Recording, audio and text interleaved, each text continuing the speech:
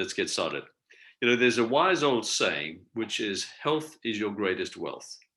And, you might have millions of dollars or rands sitting in some bank account somewhere in the world. And that's of no value to you at all if you don't have your health. So health is your greatest wealth. And it's something we've got to nurture and look after and take care of.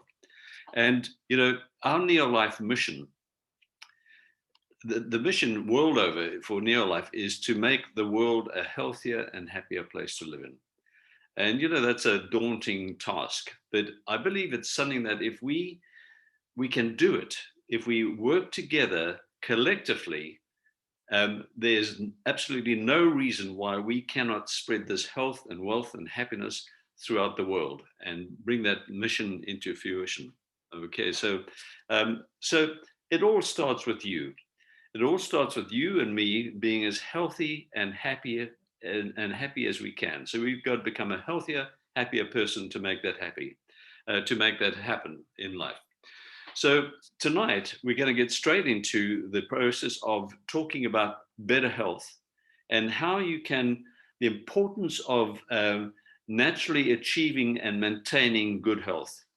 And, I've had requests from many people for Dr. André Comrie or Dr. André van der Hoeven, her maiden name, to talk to us about that very topic. So, André, if you are there tonight, I'd like to welcome you aboard and we can get on with our chat tonight. So, André, are you there? Can I click on you? I'm here. Okay. I'm here. Great, André. Well, welcome, André. Nice to have you with us. And over to you, and I'll get back to you later. Thanks, André. Okay. Where have I gone? Ooh, I've disappeared. Sorry, I've disappeared from my own picture. Okay. Hi, everyone. Sorry about that little false start. It's great to be able to talk to you. I hope that you get some value out of it. And that's the reason why I do what I do. I have a very strong childhood memory, and that is of going to play at a friend's house. She lived just around the corner from where I did, and we used to play just about every day. And I would hope against hope that my play date with her, my play time with her, would overlap when the moment that happened, that her mother appeared with a bottle of cod liver oil and malt and some teaspoons, probably only 1 teaspoon as it happens, and my friend and her sister would get a big teaspoonful of cod liver oil and malt, and if I was there, I could open my mouth like a baby bird and get my dose of that same stuff. Now, it's really quite awful stuff, but I thought it was fantastic. And I went home on those days and I said to my mother, I've just had a teaspoon of this cod liver oil and malt at Lorna's house. Why don't we have it at home? And my mother's response was always, you don't need it because you eat a very well balanced diet, and I take a lot of trouble looking after how I feed you. So I was raised in the belief that we get everything that we need from our food. And so when I started my own family, I lived under the same conviction. And I also worked very hard to put decent food on the table. And I spent a whole lot of time over that. My kids, they probably would have forgiven me by now, but there was no such thing as junk food in our house. There weren't sweets in our house. There weren't fizzy drinks in our house, and so on and so forth, because I knew that good food was essential.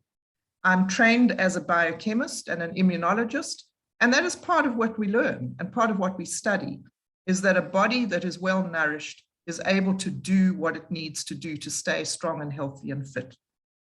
So imagine my surprise when about 30 years ago, I was about 40 years old, I got the dreaded diagnosis of a late stage cancer disease.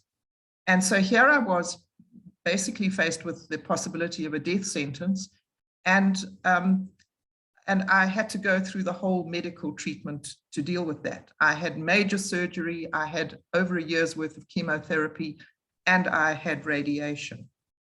And I thought to myself, even before I left the hospital, that there's something not quite right here, because if I had a powerful immune system, I should never have fallen victim to this disease. And how do you get a powerful immune system? You get it from a good balanced diet.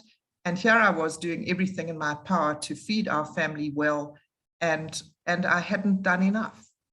And so right then, I decided that in addition to what the doctors were doing, I was going to support my health and in fact change my focus from being treated for a disease to a focus of building my strength and my health to enable me to deal with both the treatment and overcome the disease. And so I changed the focus from what was really quite frightening and quite negative to the possibility that I could be an active partner in the healing process. And I went looking for supplements because I knew that there was no way I could spend more energy and time and money and all the other things on changing and improving our diet. I was already doing the best I could do. So I went looking for supplements that satisfied a few things for me. I was a scientist, so they needed to have been properly researched. And I also knew that I didn't want anything more synthetic pumped into my body, either by mouth or in any other way. And so I wanted supplements that came from the normal human food chain that I could trust, and I could make sure that I was getting enough nutrients to optimize my chance of returning to health. And so that's where my story began, with supplements. And for me, it required what was effectively a hammer blow on the head to realize that what I was doing in this day and age was not enough. So what I would like to suggest, I'm willing to suggest that there are people in this room who still kind of think that I eat a good balanced diet and that's fine and I don't need anything else.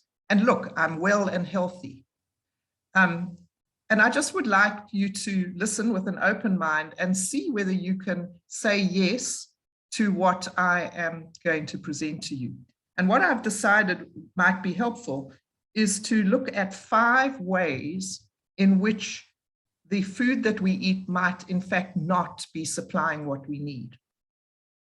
So the first consideration is that we might be putting the right food on the table in terms of fruits and vegetables and meat and you know, all the things that we know we should be eating. But a lot of goodness is lacking from that plate of food. Why would that be? Well, there are many reasons. One is the farming techniques. You know, as a nod to my mother, it's pretty well certain that she was feeding us a balanced diet and that we were getting enough in those days.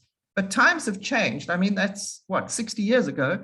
And times have changed and things have progressed or regressed, depending on how you look at it. Things have been automated. Farming has been industrialized in a way, and farming techniques have changed.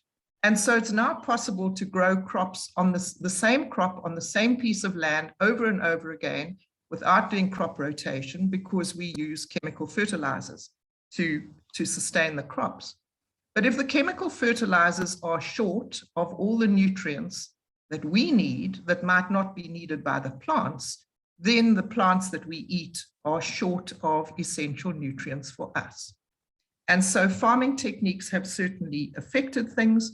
And then there's the refining of foods. When I was a child, there basically wasn't much in the way of refined foods. I suppose we ate ordinary baker's bread, which had been refined, but we ate very little by way of biscuits and cookies and cakes and sweets, and most stuff was basically prepared from first principles. You got the fruits and vegetables from the market, freshly picked from the farm, and you just got down to it and made the food. So now much of the food that we've eaten has been tampered with in some way by the food industry. It's been refined, it's been prepared, it's been tastes have been added, colorants have been added, all sorts of things have been done to the food. And it no longer has all the nutrients that we might have expected it to have. And then another aspect is food storage.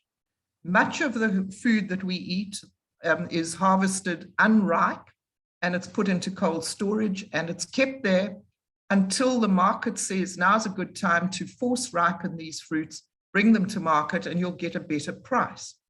And those forced ripened fruits simply do not have the same nutrient value that something that is ripened on the tree and been harvested fresh and ripe and ready to eat. So much is lacking from our food. Then, secondly, much is added to our food. Firstly, we get back to the farming situation. We've got the most weird and wonderful pesticides and herbicides that are sprayed onto the crops. Most of those appear to raise the harvest, give better yields, but they certainly are not doing the crops much good, and they certainly are not doing our health much good. And there are some of those herbicides, Roundup is one of them, where a huge amount of work is being done now just to show how dangerous its active ingredient is for our health, for the health of the soil, even although one can grow crops that have been sprayed with that. And you know, when you spray things with muties of this sort, you can't just assume that those are washed off or removed in some way before it comes to your table and to your plate. It's very difficult to get rid of those unless you pay very special attention to it. And then much of the food, especially if it has been prepared outside of your home, has had additives put into it. There are preservatives in just about everything that one buys. There are colorants, there are flavor enhancers, there are any number of chemicals that are added to the foods that we buy that we really are not supposed to be eating. And so stuff is added to the food that we eat that is not nutritious, but worse than that, it's not just neutral, it's actually positively harmful in many cases. The third consideration is that actually we have a huge amount of choice as to what we eat. And you might think, well, that's wonderful. You know, we can choose our basket full of vegetables from 30 or 40 or 50 different things in the grocery store. And you might think, well, that's a good thing. Well, as it turns out, human beings don't work like that. It's not really a good thing because we are not terribly adventurous mostly. We like to eat the same thing over and over again. And so if you can get certain vegetables year in and year out, season in and season out, you will eat them in preference to vegetables that you might like less, but that you ought to be eating in a different season. So when you are forced to eat what the seasons bring, then you get variety in your diet, basically. And so there are occasions, it's not so much now it's almost a delicacy, it appears, but when I was growing up, you know, there was a season for Brussels sprouts, and you jolly well ate Brussels sprouts when it was Brussels sprout seasons because there wasn't anything else, kind of thing. And so you got the things that you get out of cruciferous vegetables in that way. Now, because of the broad choice we have, we can narrow our choices and eat the same food regardless of the season because it's imported from somewhere else. We can eat apples all year round because they're kept in cold storage. We can, and so on and so forth. You get the point. So we can, while we think we are blessed with variety, our human way is to limit ourselves. And then number four, what about stress? Now, I'm not for a minute saying that in the olden days, which was when I was a child, pretty well olden days, that there wasn't stress. I'm sure there was. I just was a kid and I didn't experience it. But I think without a shadow of doubt, the levels of stress under which people live are growing virtually by the month. And the whole world is stressed, and South Africa has lived under a good deal of stress for decades now. And when you are stressed, various things happen. One is that you go for what is called comfort eating. You want to eat the things that make you feel warm and fuzzy. You want to eat the sweet things. You want to drink the hot chocolate. You want the milkshake. You want the chips, fried chips and so on, because they are feel-good kind of foods. And you might already know this, but they not only feel good because they are innately feel-good things, but they also are doctored with chemicals that add to the feel-good aspect of it and are in fact addictive. Sugar, for example, is addictive. So they add sugar to things that you would never dream had sugar in them. Savory things have sugar added. Many of the flavorants are addictive. And what they do is light up the same centers in the brain that the opiate drugs do. So you feel good, and when you feel good, you want more, and so on. So we do comfort eating. We also are so stressed that we go for convenience foods. It's much easier to nip into Spar or Woolies or wherever and buy a pre-prepared meal for your family than to buy the raw ingredients and go home and prepare a meal. And so we end up eating food that has been prepared by others, who knows how, that the care and attention to the nutrient value of that meal is minimal. And then, as I've already mentioned, there are these stimulants that are actually actively put into the fast foods and the snack foods and many of the commercial foods that make you want more. They become addictive. And then the fifth one I want to mention is that we tend to be so busy that we skip meals. And that's not a good thing, because if you skip a meal, you get halfway through the morning, for example, you've skipped breakfast and suddenly you're on the road and you're very hungry, and you then go to the fast food machine or whatever, and you eat stuff that is fundamentally not good for you, and it's not good for you. But you're hungry and you're in a hurry, and there's no time to do it differently. And so you start this meal skipping, which forces you into poor eating habits.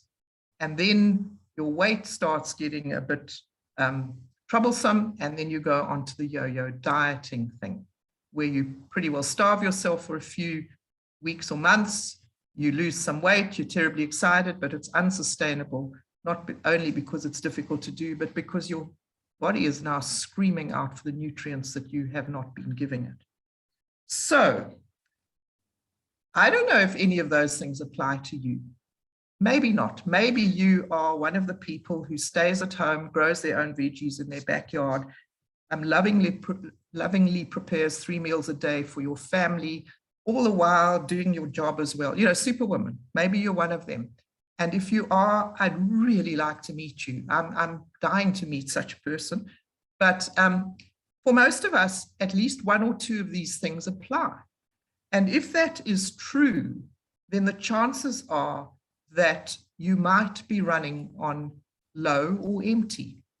And there are 2 sets of, there's a quote that I want to read you. It's very brief, but this I found a comment about the health of the average South African now. And the quote is that South Africa is a fat, hungry nation. That means we are not underfed. We're getting enough calories, because if we weren't, we wouldn't be fat. I mean, you're getting enough food crossing your mouth, but you are hungry because the food that you are eating does not satisfy the nutrient needs of your body. And so your body will continue saying, give me more, give me more, give me more. What it's really saying is, you're giving me the wrong stuff. Give me the right stuff and I'll stop being hungry. I'll stop demanding more. And so that is an interesting description of the health of the average South African. And then in 2019, the Council for Responsible Nutrition in the States, a quote from them: Americans are not getting enough nutrients from food alone, and a multivitamin in combination with a balanced diet can fill nutritional gaps. And they showed of the nutrients that they looked at, that the average American, pretty well every American, was short on calcium, potassium, magnesium, fiber, vitamin A, vitamin C, and vitamin E, and probably a whole lot of other things as well. And so if the average person living in South Africa or in a Western country like America is running short on nutrients, maybe you are too. I certainly was. So what did I do about it? I told you earlier that I decided the only way in which I could resolve my problem was to introduce nutritional supplements into my life. And I looked for ones that I could trust, and I'm forever grateful for having been introduced to the ones that I started using them then. And now 30 years later, I'm still using them, and I've never stopped. 30 years of constant use. And those are the NeoLife supplements that we are all about in this forum. And one of the things that you might consider if you are new and you're wanting to give it a bash is what we would call our Rolls-Royce basic nutritional supplement. It's called Pro Vitality. It contains 4 items, and they fill all the 4 nutritional issues that are brought to our attention by the World Health Organization as being important to look after to keep the nations healthy. The one is that one needs to eat whole grains. Why do we need to eat whole grains? Well, they provide the fiber, which was one of the things the Americans are short of. And they also provide carbohydrates, which nobody is short of. But most importantly, they provide essential fats. They're called lipids and sterols, which occur in the germ of those grains. And those are essential for the structure of all our membranes, for our energy production, and generally just for our capacity to function, even to absorb our nutrients. So we've got one of the components of this Pro Vitality are those lipids and sterols.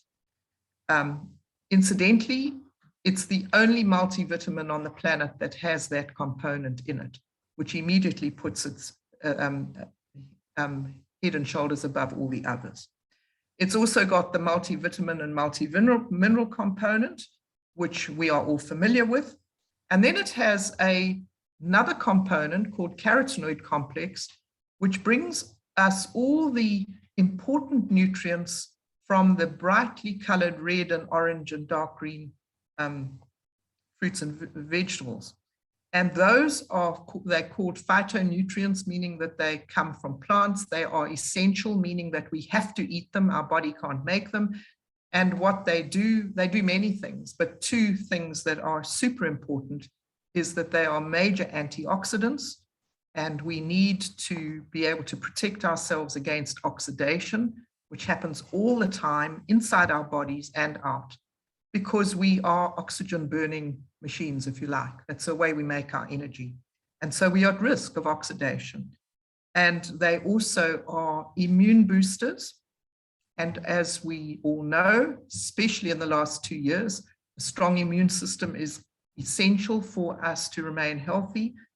And they are also shown to be extremely important for the health of the circulatory system and the heart. And then the 4th component is an omega-3 salmon oil supplement. And that is also one of the things that the World Health Organization says people must do. They must eat more fish, they must eat fruit and vegetables, and they must eat whole grains. And so the fish supplies the omega-3, which is a most important anti-inflammatory nutrient. We have to have it on board to damp down inflammation that is happening all the time. And it's important that it does happen, but it's also important that it be held in abeyance when it shouldn't be causing us to be inflamed.